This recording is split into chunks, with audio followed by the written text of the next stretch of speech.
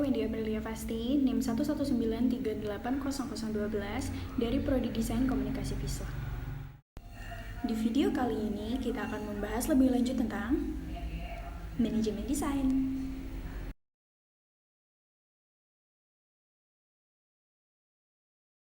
Sebelum kita membahas tentang manajemen desain, kita harus tahu dulu apa itu manajemen.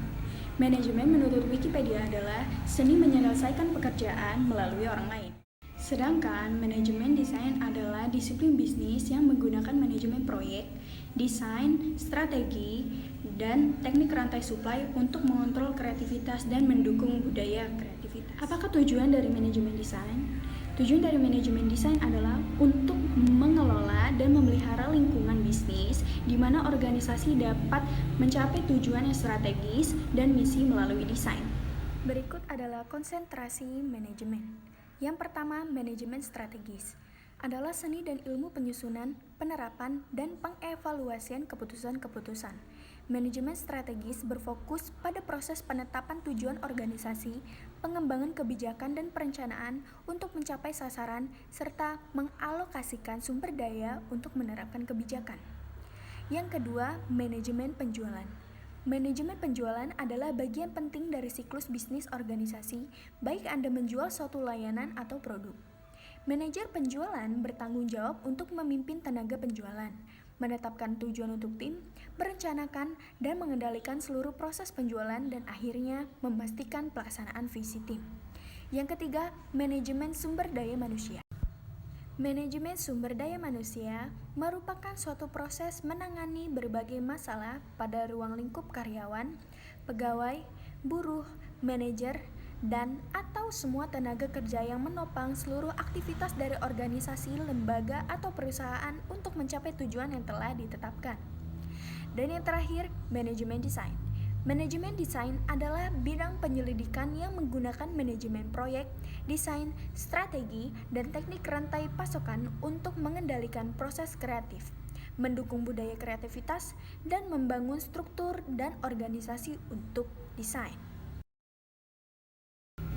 Mengapa dalam industri kreatif memerlukan manajemen? Karena dalam kita mengelola industri atau bisnis atau organisasi, kita memerlukan pengelolaan yang baik, manage yang baik untuk mencapai tujuan yang strategis dan misi dalam desain. Sesuai dengan definisi manajemen desain yang sudah kita bahas tadi. Untuk itu, unsur apa sajakah yang menjadi faktor keberhasilan dalam membangun sebuah perusahaan yang baik? Ada 5 unsur yang disebut dengan 5M. Man, money, material, machine, and method. Man, manusia, merujuk pada manusia sebagai tenaga kerja. Money, uang, merujuk pada uang sebagai modal untuk pembiayaan seluruh kegiatan perusahaan. Material, merujuk pada bahan baku sebagai unsur utama untuk diolah sampai menjadi produk akhir untuk diserahkan kepada konsumen. Machine, merujuk pada mesin sebagai fasilitas atau alat penunjang kegiatan perusahaan baik operasional maupun non-operasional. Dan terakhir, method, merujuk pada metode atau prosedur sebagai panduan pelaksanaan kegiatan perusahaan. Menurut saya, perusahaan dengan manajemen yang baik memiliki 5 ciri. Yang pertama, organisasi memiliki identitas yang jelas. Yang kedua, kedudukan karyawan di perusahaan jelas. Yang ketiga, memiliki visi misi yang jelas. Yang keempat, manajemen bersifat terbuka. Dan yang kelima, memiliki kegiatan perusahaan yang terarah. Untuk standar manajemen yang baik, kita harus menerapkan ISO 14001:2015. Hal ini diterapkan di Indonesia agar industri-industri Indonesia tidak kalah saing dengan pasar internasional. Namun sayangnya, belum semua perusahaan menerapkan dan mendapatkan sertifikat ISO 14001:2015 ini. Dan salah satu penyebabnya adalah kurangnya pemahaman mengenai ISO 14001:2015 di kalangan masyarakat, pemerintah, dan juga badan usaha. Berikut adalah contoh perusahaan dengan manajemen yang baik. Yang pertama, The Walt Disney Corporation. Walt adalah seorang jenius dalam hal melihat orang-orang yang memiliki talenta. Dia mengelilingi dirinya dengan orang-orang kreatif seperti dirinya sendiri, termasuk mereka yang nyentrik. Mereka yang bekerja untuk Walt atau dengan Walt percaya bahwa mereka adalah pionir-pionir yang mengubah sifat media massa. Walt menciptakan suatu lingkungan yang energetik dan informal. Dia menentang prosedur-prosedur kaku dan juga birokrasi. Namun, mereka yang bekerja dengan Walt percaya bahwa dia menjalankan studio terbaik di dunia. Satu cara yang digunakan Walt guna menginspirasi komitmen kuat di antara para pengikutnya adalah melalui komitmen dirinya sendiri kepada upaya pengembangan dan keterlibatan kreatif mereka dalam pekerjaan di studio. Walt berhasil membuat mereka menyumbangkan yang terbaik, suatu kualitas kerja yang melampaui rasa percaya mereka sendiri atas kemampuan mereka. Walt menginginkan semua orang yang bekerja untuk atau dengannya merasakan bahwa mereka memberikan kontribusi yang memang diperlukan untuk proyek secara keseluruhan. Ia mendorong serta menyemangati orang-orang untuk menggunakan keterampilan-keterampilan mereka sendiri agar datang dengan solusi-solusi atas berbagai tantangan, bukannya sekedar menemukan apa yang dia inginkan mereka lakukan. Ini adalah suatu visi dengan daya kekuatan yang dapat membuat transformasi dalam organisasi bersangkutan. Visi berkaitan dengan Disneyland ini mengandung unsur-unsur yang perlu ada dalam visi ke depan yang baik. Misalnya, pertama, visi itu layak untuk organisasi bersangkutan dan pantas untuk masa bersangkutan. Visi itu cocok bila mana dikaitkan dengan sejarah organisasi, budaya organisasi, dan nilai-nilai yang dianut dan konsisten dengan situasi terkini dari organisasi. Yang kedua, visi ini menentukan standar-standar keunggulan dan mencerminkan cita-cita tinggi. Yang ketiga, visi ini mengklarifikasi tujuan dan arahan.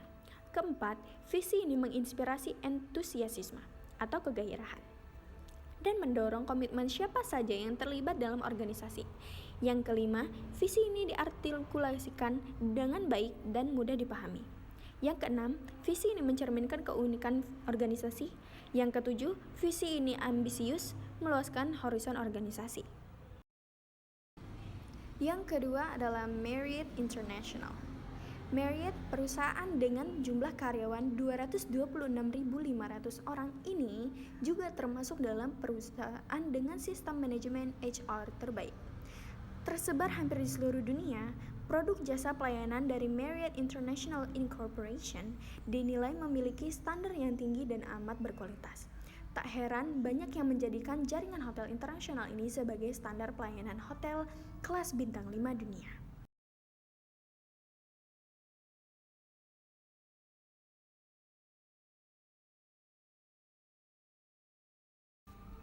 John Willard Bill Marriott Jr.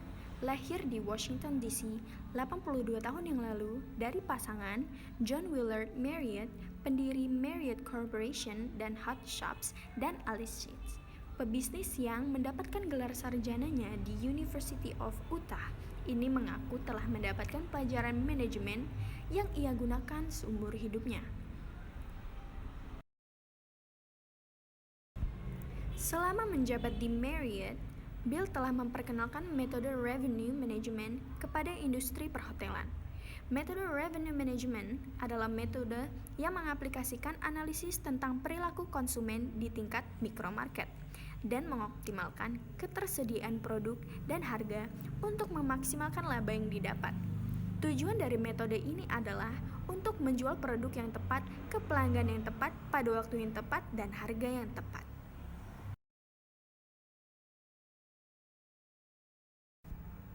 Dengan menjadikan filosofi dari ayahnya sebagai pedoman, Marriott International Incorporation berkembang sangat pesat. Filosofi tersebut adalah untuk membuat rekan kita puas dan nyaman dengan pekerjaannya. Mereka melakukan hal ekstra dalam melayani konsumen dan tetap bersenang-senang dalam menjalankannya. Maksudnya adalah apabila kita ingin membuat pelanggan kita senang, pertama-tama kita harus menyenangkan karyawan kita dahulu. Karena jika mereka bahagia, mereka akan membuat pelanggan kita bahagia.